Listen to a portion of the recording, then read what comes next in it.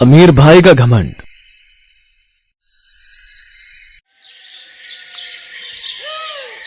रघु के पास बहुत पैसा था। उसके माता पिता के मरने के बाद उसने ही अपनी बहन निधि का अच्छे से ख्याल रखा था। वो निधि को किसी भी चीज की कमी नहीं होने देता था, लेकिन वो निधि को घर से बाहर भी नहीं निकलने देता था। वो चाहता था कि निधि को उसके जीवन के सारे सुख, चैन और आराम घर में ही मिले। ऐसे ही एक दिन रघु 2 दिन के लिए बाहर जा रहा था और उसने निधि से कहा, निधि मैं 2 दिन के लिए बाहर जा रहा हूँ, तुम अपना ध्यान रखना। वैसे मैंने हरिया काका को बोल दिया है कि वो तुम्हारा अच्छे से ख्याल रखेंगे और तुम्हें किसी भी तरह की कोई परेशानी नहीं होने देंगे, लेकिन फिर भी कोई कमी हो तो मुझे बता देना।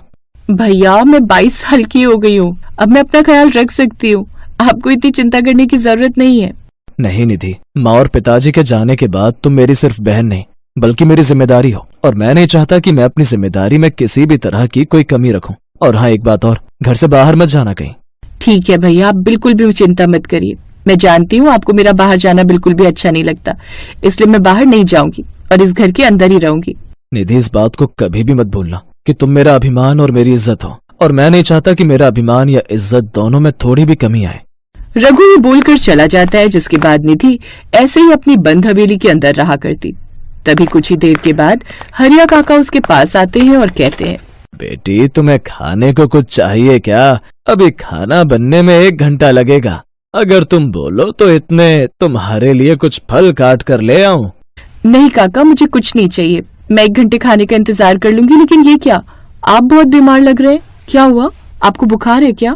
हाँ बेटा, मुझे कल से बुखार है, लेकिन रघु बेटा ने कहा कि वो बाहर जा रहे हैं तो तुम्हारा ख्याल रखने के लिए मुझे आना पड़ा। अब किसी अनजान के भरोसे मैं तुम्हें छोड़ भी तो नहीं सकता था ना। काका, आपको इतना परेशान होने की जरूरत नहीं है। अगर आप किसी भरोसेमंद इंसान को यहाँ भेज सकते हैं, क्योंकि अभी मुझे आपका ख्याल रखना है और आपकी सेहत मेरी सुरक्षा से भी ज्यादा जरूरी है। हरिया भी सुनकर खुश हो जाता है और अगले दिन वो अपने बेटे मोहन को निधि की सेवा में छोड़ जाता है। मोहन बहुत ही सुंदर था। हट्टा कट्टा लंबे चौड़े मोहन को देख निधि उसे पहली ही नजर में अपना दिल दे बैठती है। मोहन सर झुकाए उसके कमरे में आता है और पूछता है, आपको कुछ चाहिए मेम साहब? मैं आपके लिए चाय या कॉफी कुछ बना लाऊं? क्या बात है, तुम्हें तो चाय कॉफी भी बनानी आती है। मुझे तो लगा था बस तुम देखने में सुंदर हो, लेकिन तुम में तो काफी हुनर है। हाँ मेम साहब, पहले मैं किसी शहरी आदमी के घर में बावर्ची का काम किया करता था, इसीलिए मुझे सब कुछ आता है। तो फिर ठीक है, आप 2 कप चाय बना कर ले आओ, 1 कप तुम्हारी और 1 कप मेरी। और जरा बताओ तुमने क्या क्या काम सीखा है। इस तरह निधि और मोहन आपस में बात करने लगते हैं। वैसे रघु कहकर धोखा गया था, लेकिन उसे आने में 4 से 5 दिन लग जाते हैं और निधि मोहन के करीब जाने लगती है। वो मोहन को अपना दिल दे बैठी थी। अब जब रघु आता है तो निधि एक दिन रघु को ये बात बता देती है। निधि जानती थी कि रघु उसकी सारी इच्छाएं पूरी किया करता था और उसे ये भी उम्मीद थी कि वो मोहन और उसके रिश्ते को अपना लेगा, लेकिन रघु ने उसे खींचकर थप्पड़ मारा और कहा, तुम जानती भी हो कि मोहन कितना गरीब है। वो हमारे यहाँ काम करने वाले नौकर का बेटा है और तुम चाहती हो कि मैं तुम्हारी शादी उससे करवा दूं। ऐसा कभी नहीं होगा। तुम भूल गई क्या हम लोग कितने अमीर हैं और वो कितने गरीब। भैया, आज मुझे मेरे भाई का प्यार नजर नहीं आ रहा, सिर्फ नजर आ रहा है तो अपने भाई का घमंड। अरे रिश्ते तो दिल से बनाए जाते हैं भैया, और जब रिश्ते निभाने की आप ठान लेते हो तो उस रिश्ते में कैसी अमीरी और गरीबी। अरे हमें तो उस रिश्ते को सच्चे मन से निभाना चाहिए। बिल्कुल चुप और हाँ, कान खोलकर सुन लो निधि। मैं 4 दिन के लिए बाहर तुम्हारे रिश्ते की बात करने गया था। मैंने दूसरे गांव के ठाकुर से तुम्हारा रिश्ता तय कर दिया। अब तुम वहां जाओगी और उसी के घर में रहोगी, जिंदा या मुर्दा, क्योंकि एक भाई का वादा है और एक भाई अपनी बहन का कभी बुरा नहीं चाहेगा। रघु ये बोलकर गुस्से में वहां से चला जाता है, लेकिन निधि रोती रह जाती है। वो अपने भाई के खिलाफ नहीं जा सकती थी क्योंकि वो उससे बहुत प्यार करता था, लेकिन उसे ये भी समझ में आ गया था कि उसके भाई को अपनी अमीरी का घमंड ज्यादा प्यारा था, न कि अपनी छोटी बहन की खुशियां। और अब निधि भी अपने भाई की खुशियों के लिए शादी करके अपने ससुराल चली जाती है, जहाँ पर उसकी सास उस पर बहुत जुल्म किया करती। निधि के भाई रघु ने उसे बहुत दहेज दिया था। ऐसे ही एक दिन निधि अपनी सास उमा के पैर दबा रही थी। लगता है तेरे अमीर भाई को अपने पैसों का इतना ज्यादा घमंड था। हर चीज उसने पैसों से करनी जरूरी समझी, तभी तो तुझे घर का कोई काम नहीं सिखाया। ऐसे पैर दबाए जाते हैं क्या? अपनी उंगलियां मेरे पैर पर इतनी तेज गड़ा रही है जैसे मुझे गालियां दे रही है। माफ करना माँ जी, अगर आपको ऐसा लगा। आपको तकलीफ देने का मेरा कोई इरादा नहीं था, बल्कि मुझे तो जीवन में कभी माँ का प्यार नहीं मिला और मैं तो आप में अपनी माँ को ही देखती हूँ। तुझे लगता है कि इतनी मीठी मीठी बातें करके तू मेरा दिल जीत लेगी? अरे इतनी सीधी तू है नहीं जितना सीधा बनने का नाटक करती है। उमा ऐसे ही आए दिन निधि को परेशान किया करती, तो वहीं रघु ने मोहन को मार मार कर गांव से भगा दिया था और हरिया ने भी मोहन से सारे रिश्ते तोड़ दिए थे। रघु को अपनी अमीरी का घमंड इतना ज्यादा हो गया था कि उसने अपनी बहन पर भी ध्यान नहीं दिया। उसे लगता था कि उसकी अमीर बहन घर जाकर बहुत खुश होगी, लेकिन सच क्या था ये तो बस निधि ही जानती है। ऐसे ही कुछ दिनों के बाद भाई दूज आता है और रघु बहुत सारा तोहफा और मिठाइयां लेकर उसके ससुराल जाता है, जहाँ वो देखती है कि उमा और रघु सोफे पर बैठे हुए थे। अच्छा हुआ रघु बेटा तुम आ गए। तेरी बहन तुम्हें बहुत याद करती है और बार बार कहती है कि मेरे भैया जैसा तो कोई भी नहीं है। देखना वो बहुत सारे तोहफे लेकर आएंगे इस बार भैया दूज पर।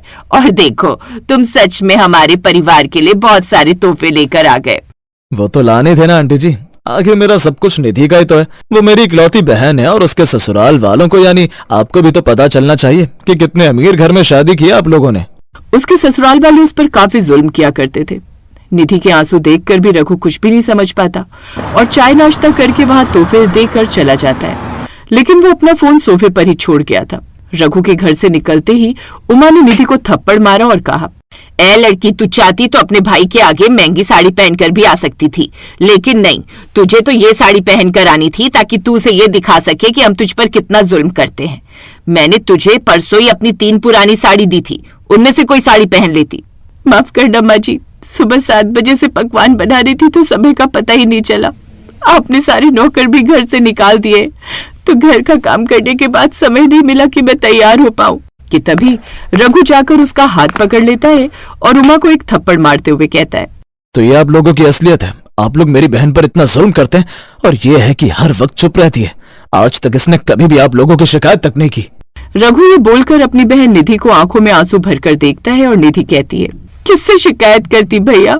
उस भाई से जो अपनी अमीरी के घमंड में चूर था। उसे तो बस अब चकाचौंध नजर आती है। एक अमीर भाई को अपनी बहन के आंसू कहाँ नजर आते? अरे आपकी बहन ने तो पहले भी रोते हुए कहा कि मेरे साथ गलत मत कीजिए, तब भी आपने मेरी बात नहीं सुनी क्योंकि आप अपने घमंड में चूर थे। आपको लगा था कि आप मेरा भाग्य लिख सकते हैं, लेकिन देखिए आपने मेरे भाग्य में क्या लिख दिया, सिर्फ आंसू, दुख, रोना।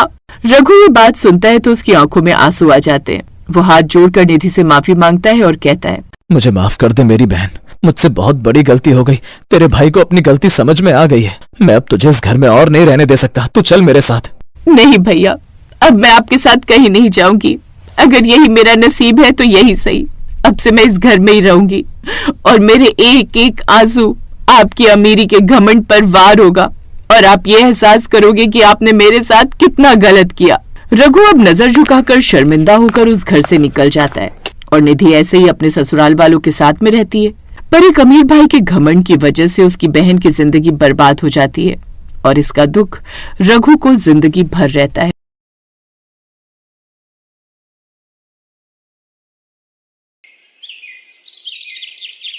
काव्या सुबह देर से उठती है, फिर शावर लेकर किचन में जाती है जहां उसकी भाभी अलका सबका नाश्ता बना रही होती है। काव्या उससे जाकर कहती है, भाभी मेरे लिए 1 कप कॉफी बना दो। अच्छा वैसे आज ब्रेकफास्ट में क्या बनाए? मेथी के पराठे और बूंदी रायता। क्या? मेथी के पराठे?